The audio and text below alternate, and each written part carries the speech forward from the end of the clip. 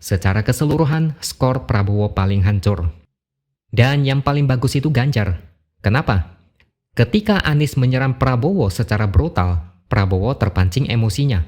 Sosok gemoy luntur. Prabowo kembali ke settingan pabrik. Emosian.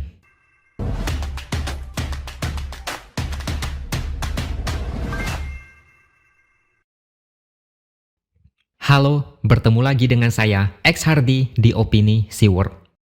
Debat ketiga pada hari Minggu kemarin bukan hanya sekedar adu gagasan dan visi misi, tapi berubah menjadi malam pembantaian terhadap Prabowo. Tema debat yaitu pertahanan, keamanan, hubungan internasional, dan geopolitik sempat dianggap sebagai makanan sehari-hari Prabowo. Para pendukungnya sudah koar-koar debat akan dimenangkan Prabowo. Tapi siapa sangka debat ini malah menjadi masalah serius. Prabowo masuk perangkap, terperosok dan mendapatkan paling banyak sentimen negatif dari masyarakat yang menonton. Topik yang seharusnya menguntungkan Prabowo, tapi hanya karena tidak sanggup mengendalikan emosi, akhirnya debat itu berubah menjadi neraka. Prabowo babak belur dihajar dengan telak, terutama oleh Anies, dan sesekali juga diserang oleh Ganjar. Sejak awal saat pidato pembuka, Anies sudah menunjukkan gaya full attack. Anies mengatakan anggaran Kementerian Pertahanan sudah menghabiskan anggaran hingga 700 triliun, tapi masih belum bisa mengatasi serangan cyber. Misalnya, website Kementerian Pertahanan sempat dibobol oleh hacker pada November 2023. Selain itu, Anies mengatakan sebagian anggaran juga dihabiskan untuk membeli alutsista bekas. Tapi di saat yang sama, lebih dari separuh tentara tidak punya rumah dinas. Selain itu, dia juga menyindir ada menteri Pak Jokowi yang punya 320.000 hektar tanah di negara ini. Anies kemudian lanjut menyindir soal food estate yang gagal dikerjakan oleh Kementerian Pertahanan. Dari awal, saya sudah yakin Anies akan menyerang total Prabowo. Ini karena ulah Gibran yang pada debat lalu menjerumuskan Caimin dengan istilah SGIE yang membuat Caimin bingung dan kelihatan bodoh. Bahkan Gibran dengan santainya meminta maaf kalau pertanyaannya terlalu sulit bagi Caimin. Sebenarnya bukan cuma kubu Anies Caimin yang kecewa. Saya pribadi juga kecewa dengan cara Gibran menjatuhkan lawan dengan istilah-istilah asing yang tidak akrab di telinga kita. Makanya saya yakin Anies akan melakukan serangan balasan jauh lebih brutal dari sebelumnya. Anies sendiri orangnya tipe memendam sesuatu. Ada yang bilang Anies itu agak pendendam dan akan mencari celah untuk membalas.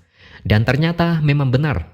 Sejak awal debat, saat penyampaian visi misi, Anies langsung menyerang sosok Prabowo. Bahkan Anies kembali memancing emosi Prabowo saat menjawab pertanyaan. Sebelum dia menjawab, dia kembali mengklarifikasi soal lahan yang dimiliki Prabowo. Dia mengaku salah, lalu mengoreksi lahan Prabowo ada 340.000 hektar. Prabowo tidak senang dan langsung menginterupsi. Dia bilang Anies salah data. Sebenarnya, interupsi dalam debat tidak boleh dilakukan. Dan penonton langsung riuh. Moderator sampai kewalahan menertibkan penonton agar tetap tenang. Bahkan Prabowo memperlihatkan gaya gemoy sambil memegang pinggang dan menyorongkan mulutnya. Ini blunder yang sangat memalukan karena lagi-lagi Prabowo terbukti tidak bisa mengendalikan emosi. Sudah tahu Anies mau memancing, tapi Prabowo gagal menjawab dengan elegan. Dia malah keceplosan dan melenceng. Prabowo terlihat berusaha setengah mati menahan emosi, tapi tetap tidak bisa. Prabowo memang seorang yang temperamental dan emosian. Kalau bukan karena narasi gemoy, mungkin dia bakal gebrak meja, entah itu maki-maki atau ngomong lebih kasar. Pertanyaan saya adalah, watak seperti inikah yang cocok dijadikan sebagai pemimpin? Ketika ada masalah, dikritik atau bahkan dihujat, Prabowo emosian. Ini bukan sikap yang baik dari seorang pemimpin. Prabowo benar-benar kewalahan di debat itu. Prabowo gagal menahan emosi.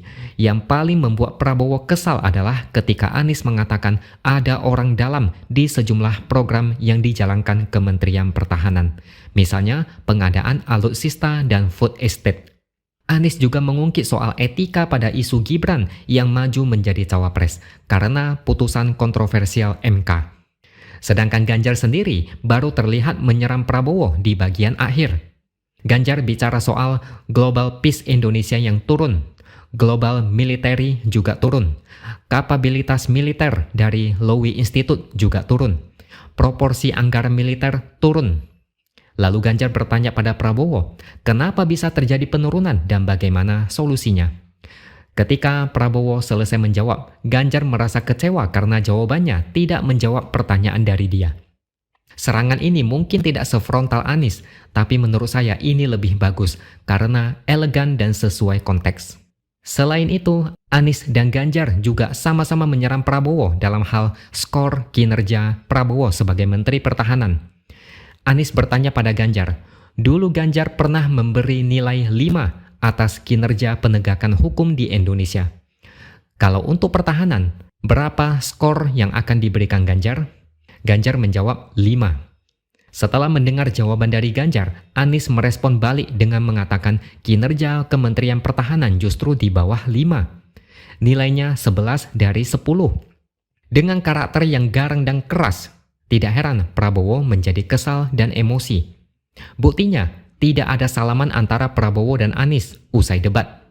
Ketika ditanya wartawan, Prabowo malah membuat blunder sangat parah yang merugikan dia sendiri. Dia bilang Anies tidak datang ke dia. Dia merasa lebih tua dan senior. Sedangkan Anies mengatakan dia mau salaman, tapi Prabowo sudah tidak ada di sana.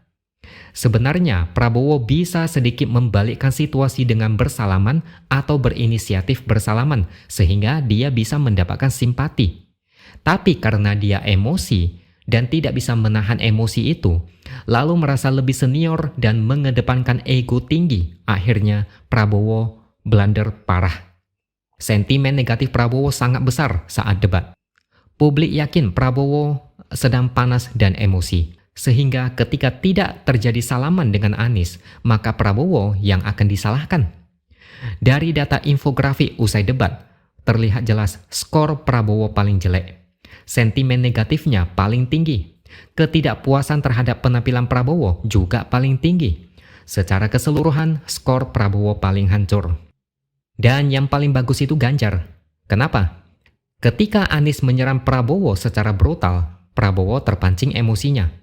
Sosok gemoy luntur. Prabowo kembali ke settingan pabrik. Emosian. Kemudian dia tidak salaman dengan Anies, ngakunya lebih tua dan senior. Prabowo seperti menampar diri sendiri.